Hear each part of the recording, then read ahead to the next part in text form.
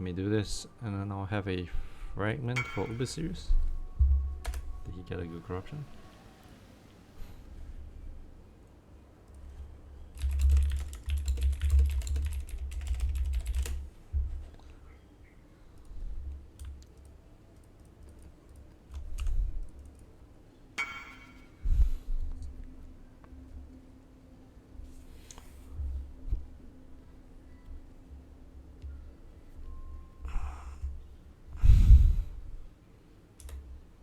At least not minus 15.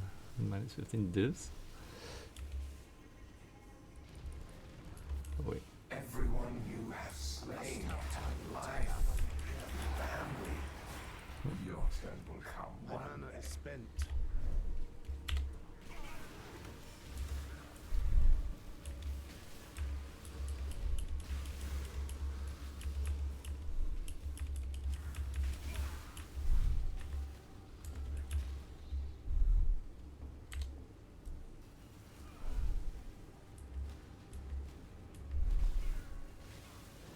I think this is bottom right.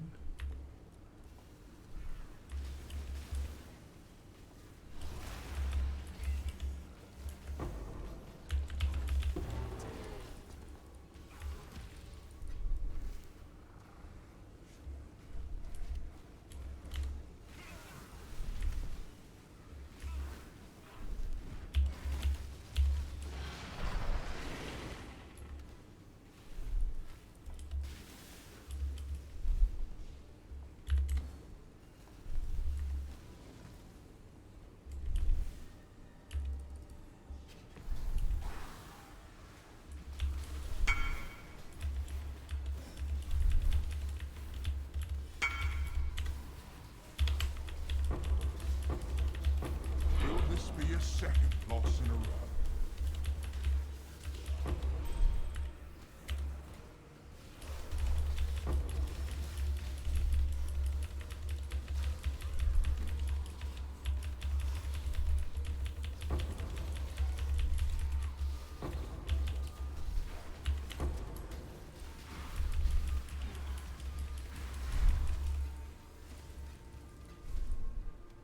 Take a chance.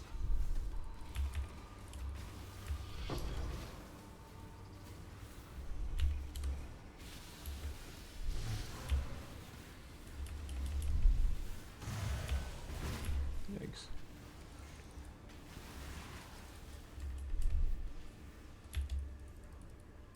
Take a chance.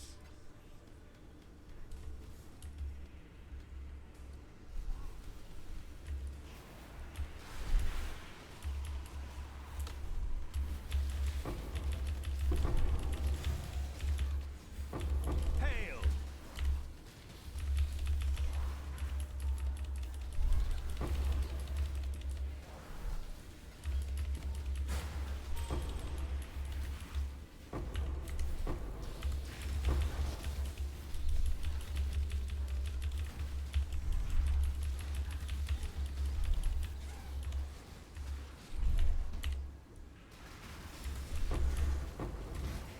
I'll just clear this later.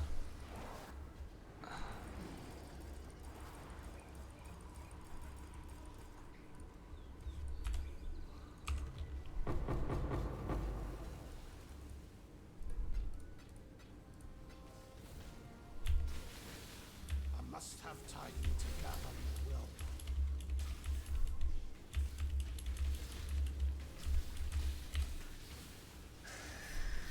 Fight, fight, fight! Time to up the stakes. Struggle or strangle.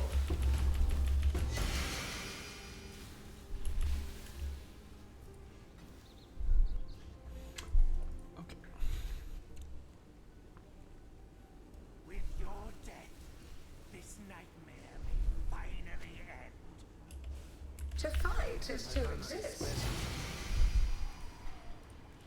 Let me out. Please, let me out.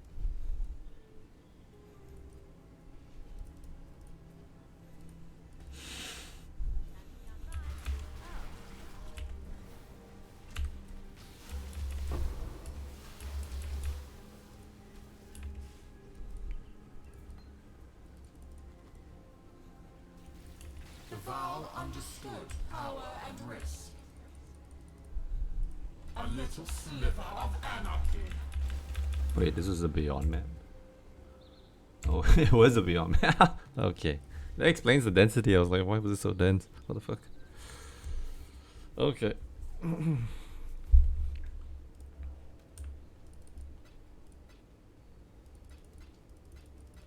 Time to do an Uber series.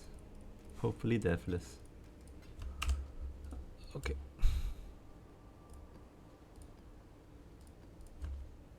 Is this Uber series? Yeah, I have. Yeah. It is Uber series.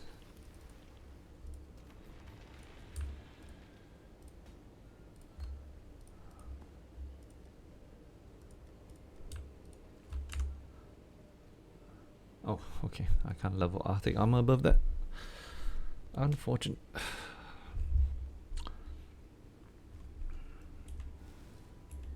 Did you really think this would work? Please, we want to help you. Don't do anything hasty. Destroying you is as easy as flicking a pest. Stunner! How boring and small. You want the Atlas? Take it. It's yours. But Orith, I will burn to the ground. Perhaps the suffering of my fellow citizens will finally stir something.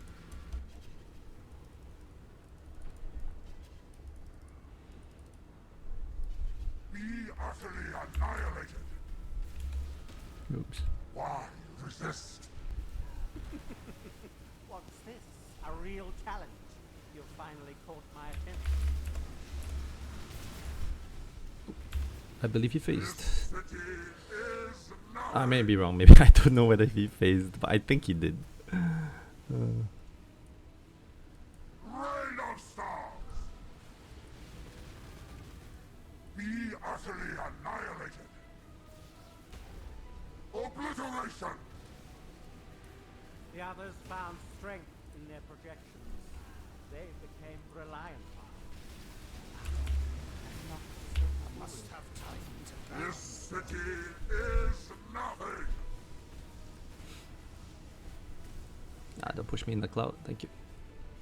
Embrace nothingness. Glorious flames. Creation itself. Really interesting enough to warrant all this pain.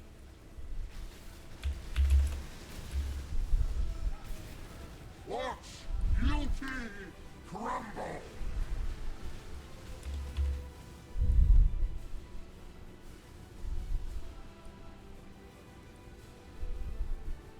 Obliteration. I believe this is the last phase, is it? Fury of the cosmos. Creation itself. Death, my heart races. I am alive.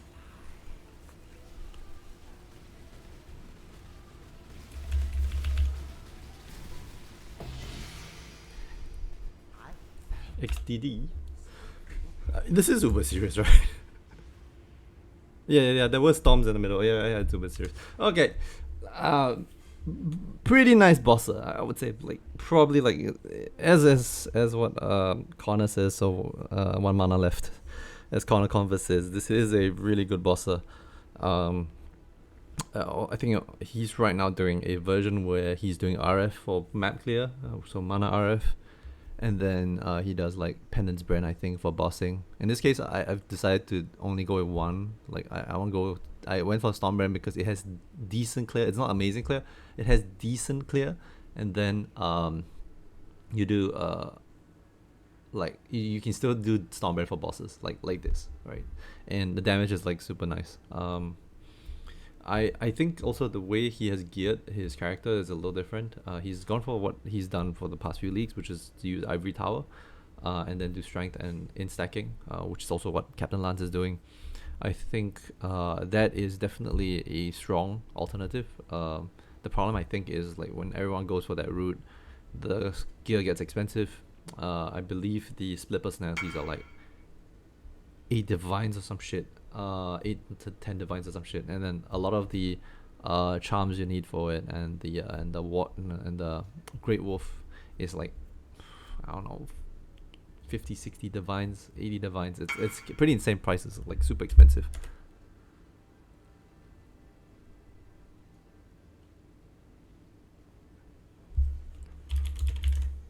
And so yeah, let's talk about how this build scales mana and and how it's doing it differently than the others.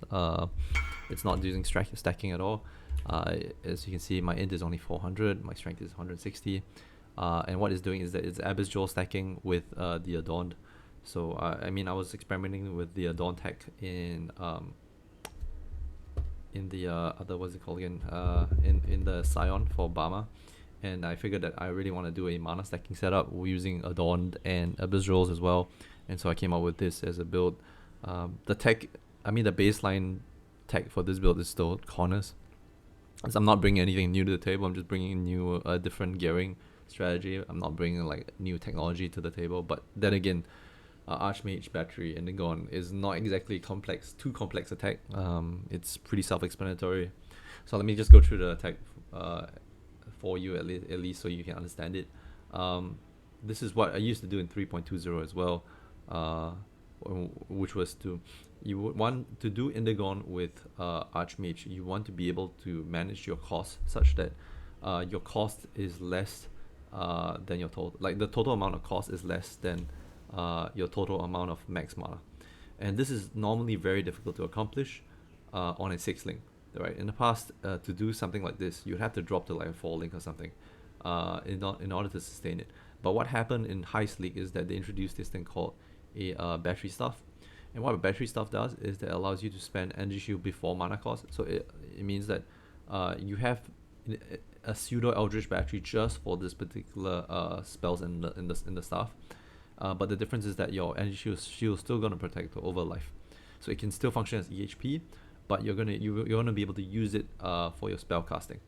Now the thing is, with Archmage and Indigon, is Connor calls it the reverse snapshot. I'm not going to use that terminology because I feel it's a bit clunky to say, and it's a bit of a mouthful. But essentially what this means is you can cast spells, and as long as the spells stay in play, whenever you spend mana, let's say I'm using Brand Recall and I'm spending mana, the cost will go up because of Indigon. So the costs are dynamically updating, right? But the spells are in play, and you don't have to cast them, right? So if let's say you have a duration spell like Stormbrand, like right down here, the 5 Stormbrands are still gonna stay in play. Whenever I hit Arcane Cloak, the cost of the spell is gonna go up to 17,000, but I don't have to cast it in order for it to still be in play and do damage. So that's generally the understanding behind it, and that's how this build does damage. You're gonna cast Stormbrands, and then you're gonna press either Arcane Cloak or Brand Recall in order to ramp up the cost of your Stormbrands through Archmage and Indigon. And then with the ramp up, what you're going to do is you're just going to scale the damage to pretty nutty values. So what is the downside of this build? It is able to accomplish very high amounts of DPS, but the main downside of this build, oh wow, it's taking so long to load. The main downside of this build, oh wow, okay. I'm being interrupted by trades. Sorry, I don't stop trades to do videos because I'm not a content creator for the purpose of like making content for other people. I just do this for fun, and I play the game, and if I can make money at the same time, I'm more than happy to do so. Okay. Yeah, that was a nice ring. Bye bye. Garf you very much.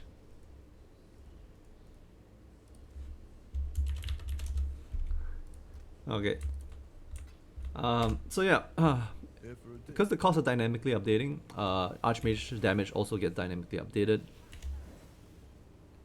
In this case I've exceeded. Oh wait, I haven't exceeded. Anyway, so yeah, Archmage, as long as your costs are, because your costs can be dynamically updated, the damage that your skills do can be dynamically updated as well. So there you go. Now in Connor's setup, he only has one way of ramp, mana ramp, right? And that is your Arcane Cloak. So you're gonna use Arcane Cloak to ramp up your cost by pressing this. The problem with Arcane Cloak, however, is that or the good thing about let's talk about the good things. The good thing about Arcane Cloak is the amount you spend is a fixed amount. 70% of your current mana is pretty fixed. And because it's fixed, it's a predictable amount that you can bank on. As long as you know your multipliers on your mana cost, you can always assure that you won't go above, beyond your max mana pool. In the past, okay, so let's talk about before average battery, before battery stuff. Before battery stuff, you had to make sure cost of your Arcane Cloak along with your spells was synced to the point where it would be a 1-for-1. Like you would cast Arcane Cloak and then it would just be under your max mana, and then the rest of your other skills have to be life tapped or something, because you're not going to be able to sustain it, and then the life tap cost will be insane because of like Indigon, right? So that build was like very clunky and very hard to play, and also like took too much effort on the play in order to like get that for it to be like comfortable in maps. Okay, in this case here, what happened is that when you have this battery stuff, you're able to exceed the cost, right? You're able to exceed the cost of your max mana pool, which means you don't really care about the percentages of how on how the multipliers work. You don't have to worry about it exceeding your max mana pool. So now here it goes to 70k cost, but because battery stuff enables me to use both my ES and the mana pool as a means of calculating the amount of mana this skill will require, it doesn't deactivate Archmage, right? So let's see here, 70k mana. I don't have 70k mana, but I do have enough mana to cover 70k total cost.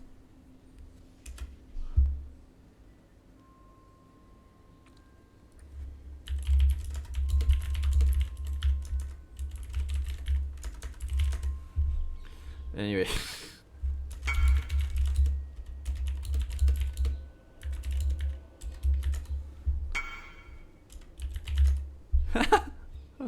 I have the D&D. He's gonna keep bugging me, but I'm sorry. Anyway, so the mana costs are gonna be like this.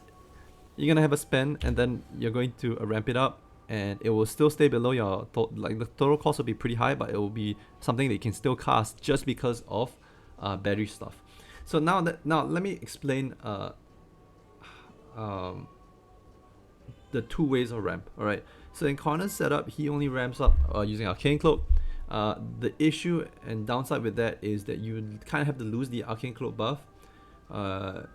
You want your Arcane Cloak to be as short as possible. So you want it to have like a buff duration of maybe 1.2 seconds, and then the cooldown is like 3 seconds. So the total amount of time on your Arcane Cloak is like 4, close to 4, which is close to your Indigon.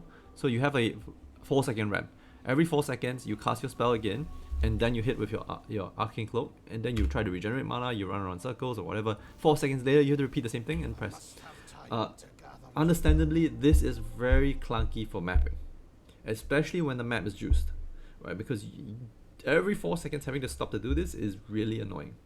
You're not going to be able to clear the map fast, and even if you could clear the map fast, or even if you could clear the map, it's very annoying, right? So the second way of ramping Stormbrand is actually through Brand Recall. So they did this to Brand Recall a couple of patches back, quite a bit of patches back.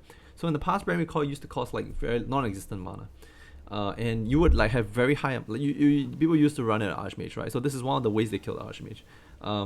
They would make it so that you would cast all your brands, you ramp up the cost at Archmage, and then you cast a near free Brand Recall, and then drag the brands with you. And because they are dragging the brands with you, they still do max damage, and like this will cost nothing. But now what happens is that the Brand Recall actually costs you 20% of the brand's cost. So if the brand is like 4k mana, it will cost you 1k. So here's the thing. Because it does cost you mana, you can also use it to ramp. Okay, let me explain. Let me show you actually. So I'm going to cast 5 brands. I'm going to press 1 Brand Recall. It goes to 2.6. I cast again. It goes to 8. Cast again. It goes to 21. This is too much. So I have to time it, right? And right now my cooldowns are a bit fast. So I need to find a way to actually reduce this. I think I have leveled it up too much. But yeah. If you can time it properly, so that the expiry is close to the cost, you can actually keep up a pretty decent amount of RAM. In this case, it's over by a bit. What I want is probably to get the band recall down to like level 1 again. Oh no, sorry, not level 1. I just want to remove the quality, I think. And then removes down the levels. I think probably moves down the levels and remove the quality. Maybe that will work. I probably have to get it. Actually, let me just do this. You can just buy a vendor, right?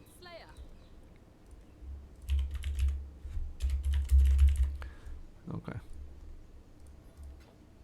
So level 6, 40% cooldown recovery. I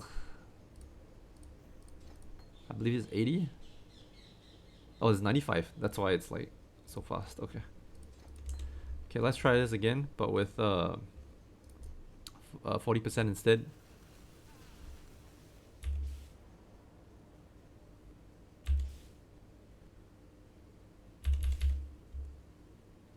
It's over, but only for a short while.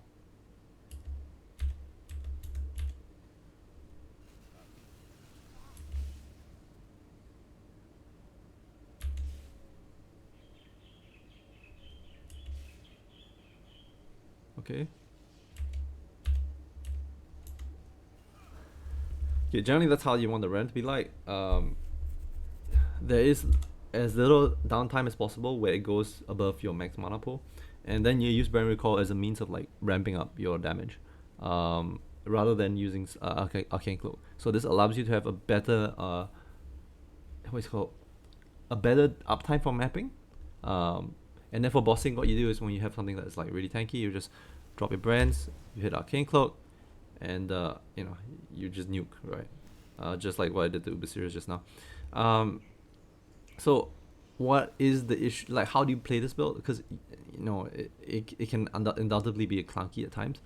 You need Laviangas, and you need Laviangas because Laviangas uses is a way of resetting, right? Resetting your cost. So let's say I've already pressed. Let's say I've got a high amount of cost right now.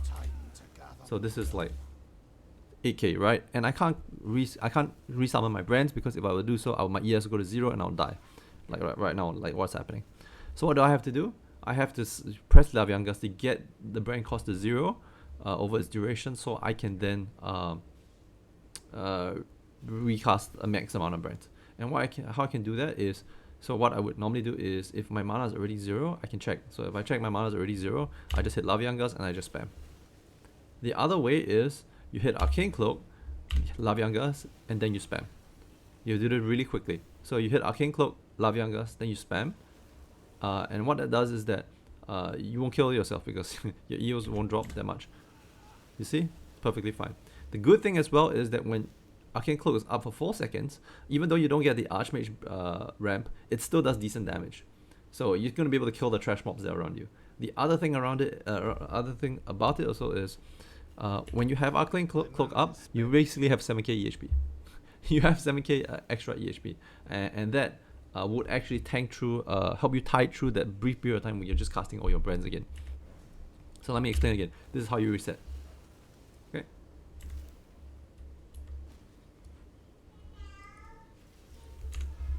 Okay. Now that we talked about how the build works, let's talk about how the build scales. In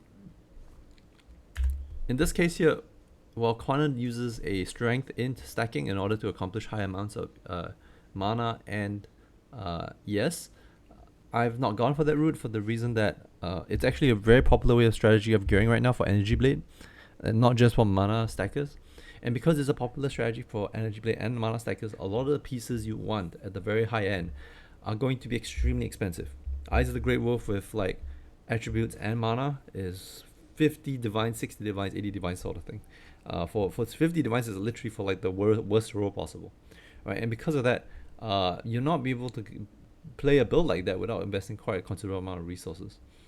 So instead of strength and int stacking here, what I'm doing is I'm using an Adorned. As usual, you don't really need a max roll Adorn. I just have one on hand, so near max roll. But you can go for like 120, 130%. And what you're gonna do is for every socket, you're gonna put in a Abyss Jewel. Abyss Jewels can pretty much give you about 30 to 40 max mana, and then you can roll 12% global crit multi on the suffix. You can do this for like almost 10 different Abyss Jewels. I have it like 1, 2, 3, 4, 5, 6, 7, 8, 9. So I do have 9 Abyss Jewels with that have these modifiers, which is max mana and global and critical strike multi.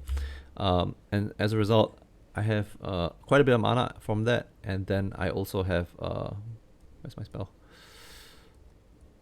Where is my spell? Okay. Here you go. It is a 762% crit multi, right?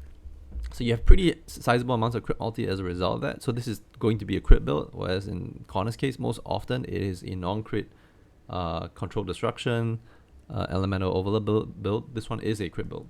Okay, so you're gonna get quite a large amount of crit multi. You will also, because you're going Shroud of Lightless, get 3% max mana and max life per Abyss Jewel. So that's a 3% times 9 is 27% mana. It isn't that much per se, but still like pretty worthwhile. But what you're looking for is the 4% of Elipen. So right now, if you look at the Elipen of my Stormbrand, it's at 94%, right? And it's at 94% not only because I have Shroud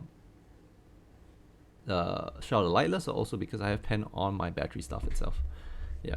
So for bosses, for tanky mobs that have high res, you're generally not gonna face any issues.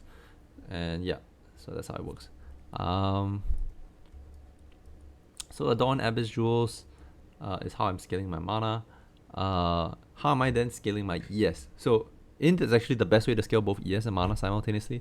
And if you don't have like Int stacking, it's generally hard to get quite a high amount of ES. But in this case, what I've done here is because of Century of Thought, which is 20% of maximum mana as extra maximum ES, you can also get these charms. So these charms give you 5% of maximum mana as extra maximum ES. So 1, 2, and 3, so that's 15%. Along with this, so that's 20, so that's 35%. You can get the remaining 10% from a Watcher's Eye. Okay, I want you to disregard that this is one of the most disgusting Watcher's Eyes you will see on the market. I bought this for really cheap. In fact, I was just browsing around and I saw this up for 15 divines for 30 minutes. And I was like, why has no one bought this? So I bought it. I just pinged the guy. I was like, I'm going to buy it immediately. And I divined it like maybe about 5 more divines. And I got it to 9%, 15%, and 9%. So yeah, the mod that you want the most is maximum mana as extra maximum energy shield while affected by clarity. And the second mod you want is damage taken from mana before life while affected by clarity. It's not going to affect you as much because you have Mind Over Matter. Mind Over Matter is it's life, it's not ES, right? So you don't get buffer on the ES, but this helps you whenever your ES drops to 0. You have a way of like mitigating the damage, and also because when you take incoming chaos damage, this helps quite a bit. Yeah. All right, so let me think. What next? Yeah, pretty much just that. Crit multi, crit nodes, ES, mana, all the way through the tree. You can just look at POB and figure it out yourself. Pain Attunement comes because of low life, so this is like Arrogance plus Arctic Armor. Yeah, and you get like 45% of mana as ES, so that gives you the quite significant amount of ES here. I think that's pretty much it. Yeah, let's just talk about links. So Archmage support, Arcane Surge, critical damage, concentrated effect, crit chance, Stormbrand of Indecision. You don't have to get a 21. You can just get a 23. Empower, Wrath, Guardian's Blessing, Ray Spectre. I don't have my Spectres at the moment. I need to farm them. Empower support, Arcane Cloak, Arcane Surge, Brand Recall, Hex Touch, Conductivity, Elemental Weakness, Wave of Conviction, Arctic Armor, Arrogance, Flame Dash, and Clarity. This is a Eye of the Grey Wolf with 32 attributes and 12% physical damage reduction. That 12% along with the 4 minimum endurance charges means you have a pretty decent amount of phys damage reduction despite not having any armor at all. Rings, amulet, boots, and gloves are all ES, mana, life, resistances, and for rings, cast speed. For boots, you also need the extra movement speed roll. but pretty much this is there to solve your resistances and your and just for extra mana and ES. Alright, hope you enjoyed this video. I am going to shut it off. Oh yeah, flask. There's a Eternal Mana Flask just for mana generation, additional mana generation. Laviangus just for reset. Coruscating just in case you take quite a bit of chaos damage. Taste of Hate for more fizz mitigation. And just Quicksilver for movement speed. Yeah. Alright, that's all there is to it. I hope you enjoyed this. I might play this build a bit more. Probably will just use this solely for Uber bossing, to do my Uber bosses comfortably. Maybe even like invites. We'll see. I'm pretty sure my Scion Bama can do that, but you know, this is just for fun, I guess. Alright, see you guys. I'm out. Peace. Bye.